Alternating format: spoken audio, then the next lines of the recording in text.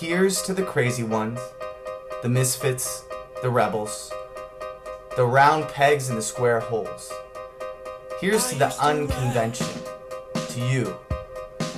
I love the name UnConvention. A lot of my life has been so unconventional.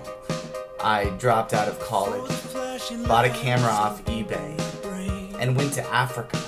I had to raise money to go into a war zone, and that was some of the hardest part because no one wanted me to go into Sudan and Uganda. My name is Bobby Bailey, and I started an organization called Invisible Children, off of a film of the same name. What happened is when I was in Uganda, a vehicle got bombed right in front of us, and that's when we saw it. Child soldiers. Kids that were the weapons and the victims of an unseen war. We got to know these kids. They asked us if Tupac was still alive, if Jennifer Lopez had a daughter they could date. We fell in love with them and made a film about them. And the crazy thing is, I'd never made a film before. I never put out anything into the world worth really watching until then, and people responded. Mr. Bailey? Excuse me, one moment. Yes. Robert De Niro in line 2. Oh, Robert De Niro. Tell Bob I'll give him a call back. This is more important.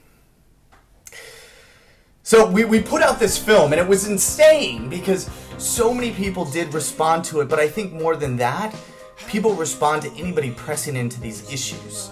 But we still had to invent our way. And you, at the UnConvention, you guys are looking for ways in which you can invent your path in the world and kind of pick your issue that you want to focus on. Now, this is the thing. Once you find it, don't let go. And come up with crazy out-of-the-box ideas of how to spread that message. Here's one. In 2006, we decided to do a national event. We were trying to get 100,000 people outside to sleep in the streets to pass some legislation to end the longest running war in Africa, this one with the child soldiers. So we did this little musical. Check it out. We gotta do something, guys. What can we do to bring them back? They responded like spectacle, something huge, big, flashy. That's what we need to do. Let's bring it. Okay, then let's give them what they want. Let's do what we always do. Dance!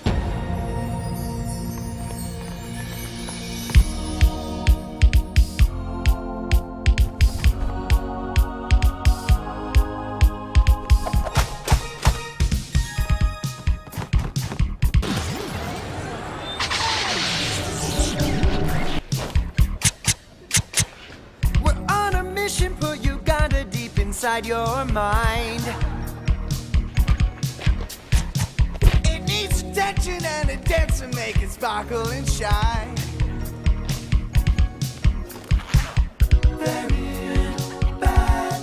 We gotta shake it up and break it up. We'll end the war without a gun. We're not qualified. We need to congregate and demonstrate so one day we can celebrate.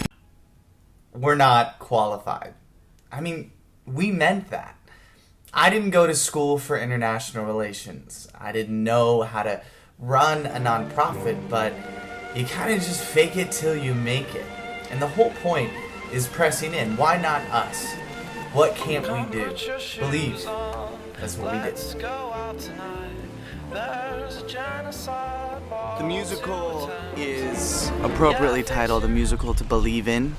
We believe that northern Uganda and Africa deserves a little flash. We're just bombarded with so many advertisements and marketing campaigns. Africa gets lost, and especially northern Uganda. It's not in the news, it's not flashy, and so we're trying to bring it.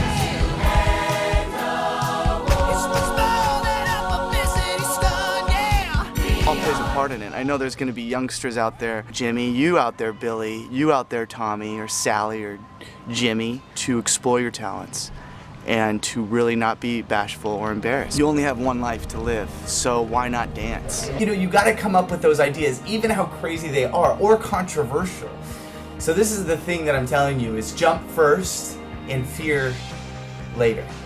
Everything in you is going to tell you that it's scary to kind of take a leap and try. But if you don't, then you'll never get your dreams out the door. You'll never press in. At one point in my organization, Invisible Children's, history. It was 2008, and I had interviewed a man named Luis Moreno Ocampo, and he's the chief prosecutor of the International Criminal Court. Now, at that time, Invisible Children was really pressing hard on the peace efforts, trying to get... Mr. Bailey, Oh, 1 second, sorry. President Obama is holding to talk about the Congress situation. Oh, the president. You know what? Tell him I'm going to call him back. I've just got a few more words here. I'll call the president back. Thanks, Hunter. So we're sitting there. I'm sitting there with Luis Moreno Ocampo, and he says to me, Joseph Kony will never come out of the bush. This rebel leader will continue to abduct these children. What you need to do is go after him with legislation and try to actually arrest him. From that stage on, we did change course. And that's another thing. It's realize when, just in your own personal life or within your organization, when it's time to move another direction because the status quo isn't working. The reason why there is an UnConvention is because all the other conventions out there just aren't hitting the mark. This is why you're here, to find your purpose in the world.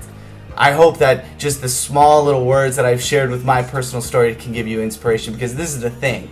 I did graduate college, but it took a while, and I never thought that I'd be in the development space. I thought I was going to be making blockbuster films like the next Harry Potter, or at that time, Spider-Man. But the thing is, this life of pressing in and social entrepreneurship has grabbed my heart so much that I can't let it go, and I think you guys share that same sentiment.